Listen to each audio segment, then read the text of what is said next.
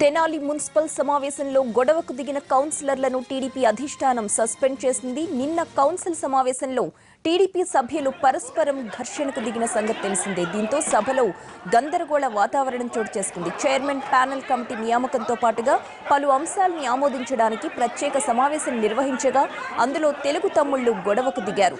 Minutes book విషయంలో ప్రారంభమైన గొడవ చివరికి ఒకరినొకరు కొట్టుకునే వరకు వెళ్ళింది. తోటి సభ్యులు అడ్డుకోవడానికి ప్రయత్నించినా కూడా ఫలితం లేకుండా పోయింది.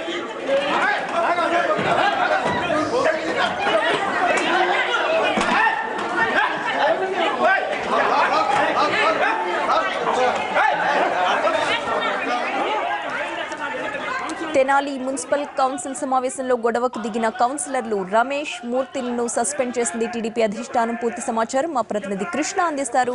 కృష్ణ, కౌన్సిల్ హాల్లో గొడవకు దిగిన టీడీపీ కౌన్సిలర్లపై పార్టీ ఎలాంటి చర్యలు తీసుకుంది? వారిని సస్పెండ్ చేసినట్లుగా కూడా తెలుస్తోంది. ఎలాంటి అభిప్రాయాన్ని వెలుబుచ్చింది అధిష్టానం?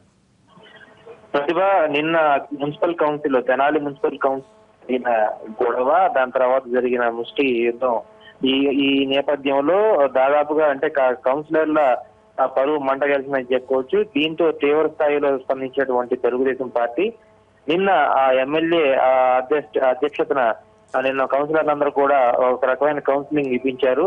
ప్రజల కోసం ఏర్పాటు చేసినటువంటి మున్సిపల్ కౌన్సిల్ సమావేశంలో కౌన్సిలర్లు ఈ విధంగా రెచ్చిపోయి కోట్లాడుకోవటం అనేది ఆ పార్టీ జీర్ణించుకోలేకపోతోంది. ఒక క్రమశిక్షణకు మార్పువేరుగా ఉన్నటువంటి తెలుగుదేశం పార్టీలోనే ఈ విధంగా జరగడం అనేది పార్టీ అధిష్టానం కూడా సీరియస్ గా తీసుకుంది.